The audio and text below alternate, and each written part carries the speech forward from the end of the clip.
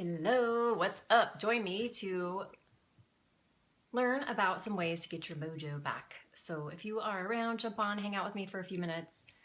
So have you ever felt like things are pretty good, life's going pretty well, but then every once in a while you just look around and just kind of feel like, kind of meh, it's not really doing it for you anymore.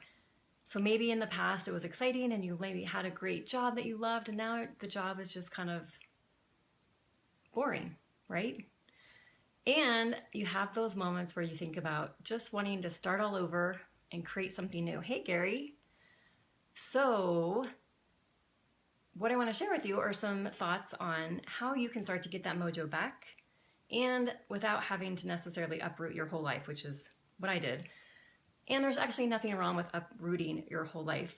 But what I want to share with you are some ideas about how to be in more conscious awareness of what is getting stirred up and what you can do to start to, again, hey Sam, so nice to see you.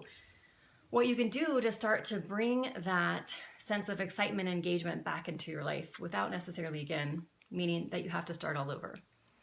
Because that's exactly how I felt. So I was in a career that I was doing really well, and I continued to progress and advance in my career. And I just had those moments where I'd look around and I just knew this wasn't quite enough.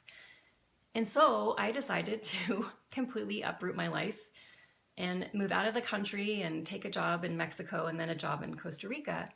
And again, there's nothing wrong with that. But what I want to share are some ideas about what might have helped in my situation, and if you're considering blowing up and starting over, how to do it in a more conscious way. So first of all, it's understanding if you're feeling that kind of sense of things are just okay, but you're really craving a sense of excitement, a sense of engagement, a sense of connection on a deeper level to your life and to yourself. What is happening is you have mastered your zone of excellence, right? So you do your job, you do it well, maybe you make decent money or really good money, but you kind of are on autopilot. It's no longer stimulating and engaging to you. And so all that needs to happen is just awareness of you've mastered your zone of excellence, and that feeling of discontent is just an indication that you're being called to reach out of that zone of excellence. And that's the next part, is then tapping into your zone of genius. And so this is the idea of when you start to feel that sort of, I've mastered my zone of excellence and now I'm kind of bored and I'm just going to blow everything up and move across the country or take a month, a vacation. And so the idea that happens when we do that is, if you don't actually deal with a couple things, the idea that you've already mastered your zone of excellence, so you just moving to a new location and taking another job is not necessarily going to resolve that internal discontent. It's actually just going to come back. So once you master this new job and you master living in this new location, once again, that little gremlin of discontent resurfaces, right? And so what needs to happen, or what you're invited into in that space of discontent, is to actually explore, where is that coming from, right? So what are the stories you're believing about, I'm just tapped out, this is as good as it gets, right? And that's often where we go. And that's why we have our midlife crisis, or I like to say midlife enlightenment, right? We realize there's more to life than this, and there's a way to tap into that without, again, having to go into crisis mode, right? So once you start to see, okay, so I've mastered my zone of excellence and I'm desiring something bigger and more exciting, I invite you then, this next part is just to tap into, what would it feel like to be in your zone of genius? So a place where you're completely engaged and excited and you feel like you're just lit up about everything, about the work that you're doing, about how you're engaging with your family, about your health and your fitness. Just every area of your life is just, you're on fire. So in that place, explore, what does it look like?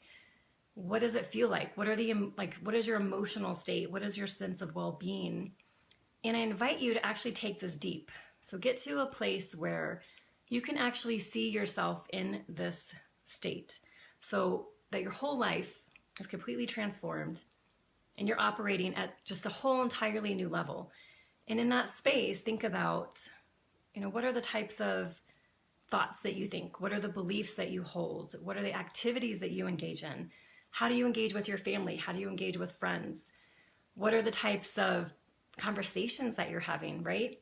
So really start to bring in vivid details and emotions, and even like the energy that you would feel in that space, and make it so real that you actually feel different after spending that time imagining what it's like. So that's how much I want you to really get into it. And then once you have really tapped into that amazing space of, oh my gosh, this is actually what I'm feeling called to, this is why this discontent is happening, then the third part is to explore, why do you think you can't have it now? So what's the story you've created about, well, I've been in this career for a long time and I need to stay because I want to get retirement, or I want to be responsible and support my family. So we start to rationalize ourselves away from going after that next level in our life, to that next level of operating, the next level of being, the next level of engaging with our life. And so this area is where you get to explore, again, what are some of the stories that you're carrying around? What are the beliefs that you're holding about what's possible for you and what it would take for you to really get to that place where you feel completely engaged and alive and on fire about everything in your life? And once you do that work to really excavate, where is all this stuff coming from? And is it actually true? And obviously, once you do the work, it's not true. It's not true that you can't live the most amazing life that you desire. It's not true that you have any limitations whatsoever. And it's not true that your sense of worth and value and well-being comes from anything outside of you. And so once you start to see that and feel that and own that, then it's like, okay, wow, cool. Well, I get to determine my sense of well-being and my sense of success.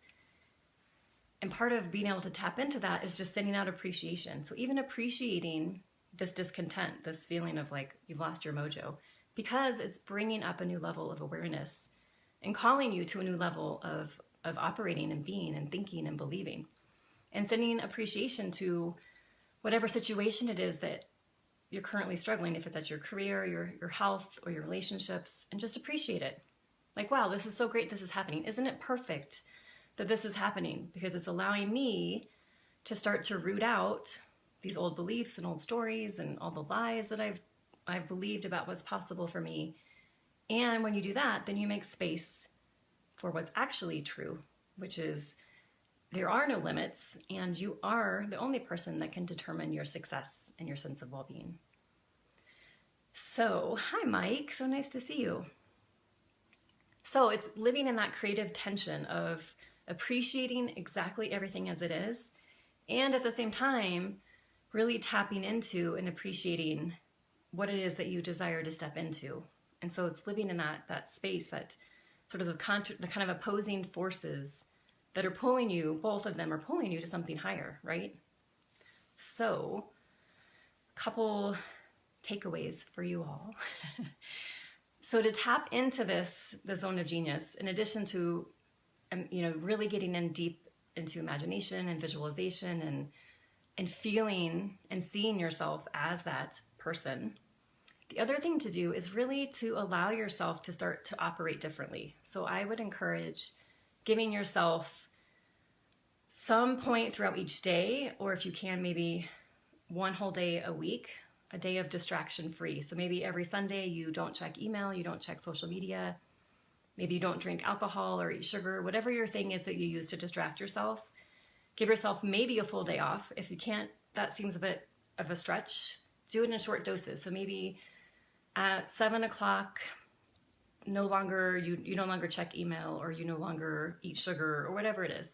So you're giving yourself some time to de-associate with all the things that keep you distracted, which when we keep ourselves distracted, we don't notice what our soul is calling us to. We don't hear those hits of intuition because we're so caught up in this cycle of busyness and distraction and wanting to not deal with the discomfort of where we are.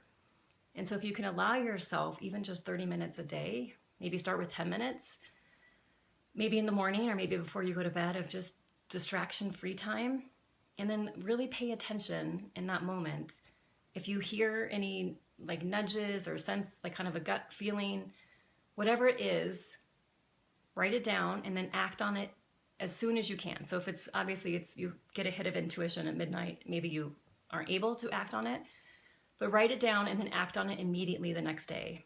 So you're starting to build trust in yourself and in your intuition, and allowing that space for your intuition to come in and tell you what's next for you, so that you can make that next transition consciously and with intention versus trying to escape your current life because you're not happy with it.